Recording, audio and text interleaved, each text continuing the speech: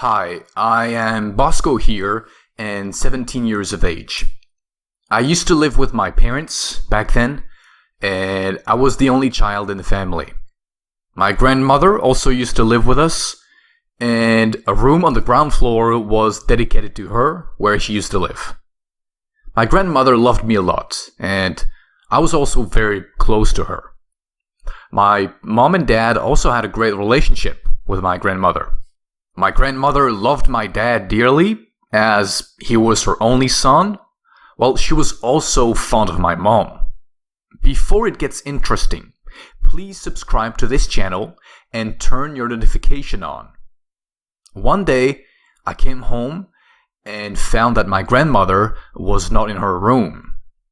I tried finding her, but couldn't find her. All her belongings were in the room, except for her wheelchair.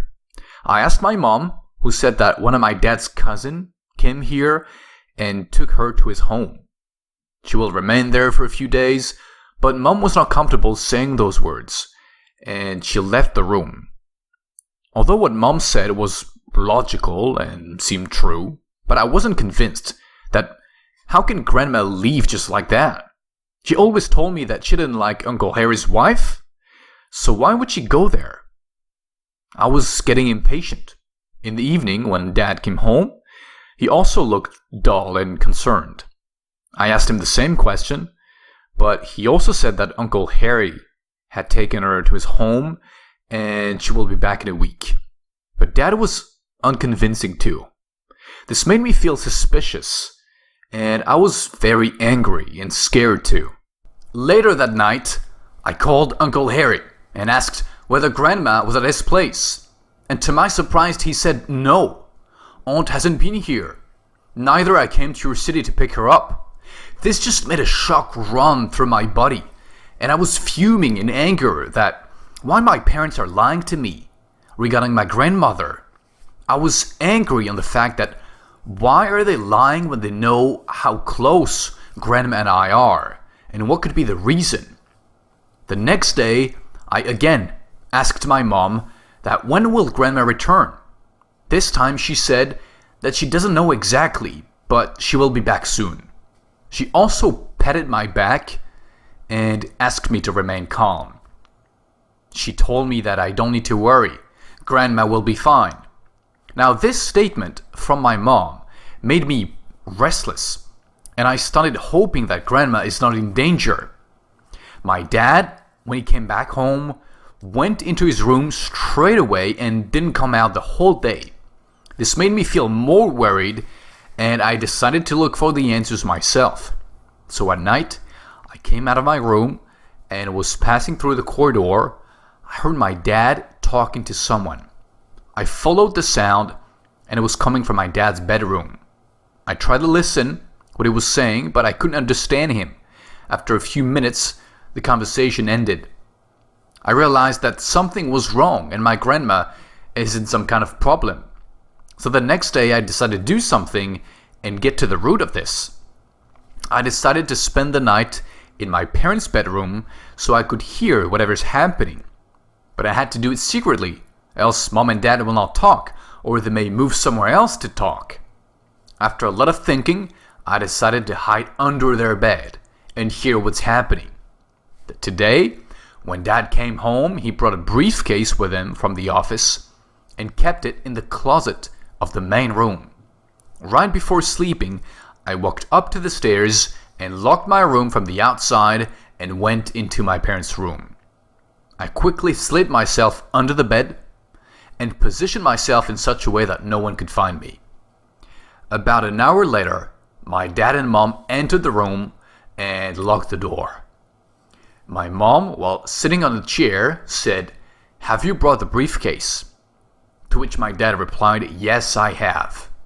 I saw the same briefcase in my dad's hand, and he opened it up. I was amazed with what I saw in that briefcase. There were bundles of money lying inside, along with a lot of jewels and gold and diamonds. Then Dad said to Mom, "I'm afraid it's not enough. We need more." I didn't understand what he meant, and Mom then walked towards the cupboard and brought her diamond necklace and gave it to Dad. Suddenly, my dad's phone rang and he received a call.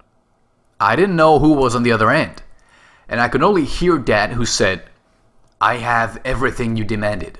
I will bring those to the city zoo tomorrow midnight." And he disconnected the phone. I was still puzzled at what was happening. Then Mom said, "I hope this works and police doesn't get to know." And then they both kissed goodnight and went to sleep. After I was sure they were asleep, I crawled out and went into my room. I was unable to understand anything, so in the morning I went to my friend's house, whose dad was in the police department. I told him everything and asked him to follow my dad, but very secretively. He sent 2 of his men behind my dad and asked the other 2 to keep an eye on our house. Just half an hour before midnight, my dad sat in his car and went out. I also left my friend's house and went to the city zoo with him in his car, and what we saw left me shocked. My grandma was tied in her wheelchair, and there were 2 masked men standing around her with guns in their hands. My grandma was kidnapped, and then my dad appeared, and I saw him handing them the briefcase. Right about when he was about to hand over the briefcase, the police intervened. 1 policeman grabbed my grandma's wheelchair and took her away, while the other 3 surrounded the masked men. One of them tried to run, but the policeman shot him in the leg, and they both got arrested. The first thing I did was I ran to my grandma to see if she was fine. She was fine overall, but just a little bit weak.